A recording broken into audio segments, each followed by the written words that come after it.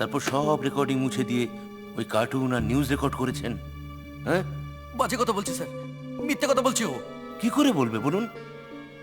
ভগবান ওকে একটা এক্সট্রা জিনিস দিয়েছেন যেটা আপনাদের দেননি, বিবেক। স্যার স্যার স্যার স্যার ক্ষমা করে দিন স্যার, অন্যায় হয়ে গেছে স্যার। বিশ্বাস করুন আমি নিজে করতে চাইনি, এই সদা লোকটা আমাকে জোর করে। একদম বাজে কথা বলবি না। Shut up. Lakshman, sir sir sir sir ছেড়ে দিন স্যার, বাড়িতে দুটো ছোট ছোট ছেলে আছে স্যার, স্যার প্লিজ শ্রমিক, স্যার। হ্যাঁ স্যার, কদ্দূর শ্রমিক? এই খাম হলো? দুটো বাকি আছে স্যার। স্যার ও লাগবে না, ছেড়ে দাও। Sir please sir. আচ্ছা শুনুন, একটা কথা বলি। আপনাদের ডিসমিসাল লেটারগুলো যদি আপনাদের হাতে করে দিয়ে দিই, আপনারা পকেটে করে নিয়ে যেতে পারবেন না? এই তো পকেট আছে তো, খামখেয়াল লাগবে। হ্যাঁ, স্যার প্লিজ স্যার।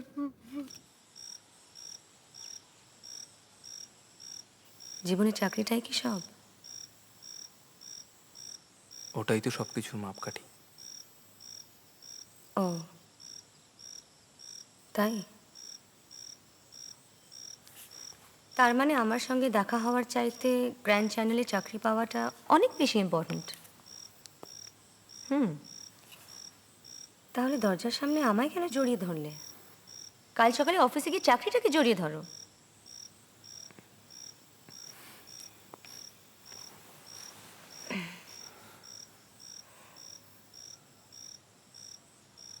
ক্লাস 7-এ অঙ্কয় আমি খুব খারাপ নাম্বার পেয়েছিলাম। ভীষণ মন খারাপ। দরজা বন্ধ করে কাঁদছিলাম। বাবা বলেছিল, এত সামান্য কারণে মন খারাপ করছিস?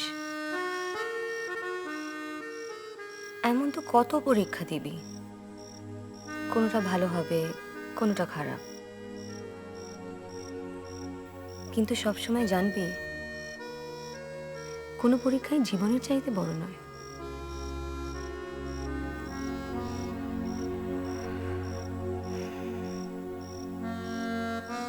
পরের বছর বাবার ব্লাড ক্যান্সার ধরা পড়ল।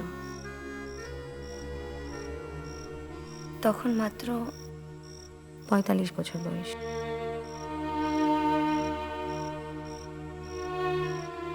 মারা যাওয়ার ঠিক কয়েকদিন আগে আমায় বলল,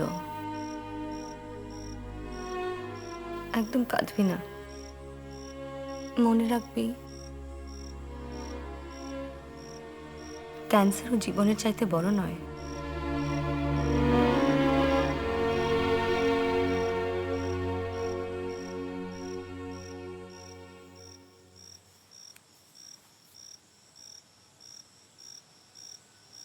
ও সরি, চাকরিটা জড়িয়ে ধরার জন্য তো এটা লাগবে। আমি উঠি, ড্রাইভারকেও ছাড়তে হবে, রাত হয়ে গেছে।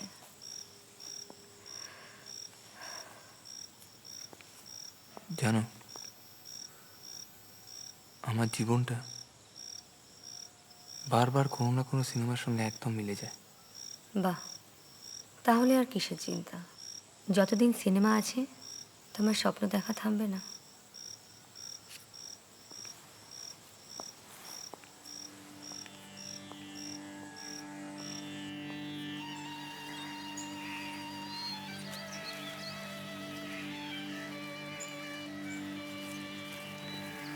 Good morning sir. মর্নিং। এটা করছেন, খুব ভালো করছেন। মানে এরপরে তো এখানে হাঁটার কোনো উপায় থাকবে না। এখানে একটা বিশাল বড় ওভারব্রিজ হয়ে যাবে, ওপর থেকে কাউকে নিচে নামতেই দেবে না। হাঁটবেন কোথায়? খুব ভালো, ক্যারি অন।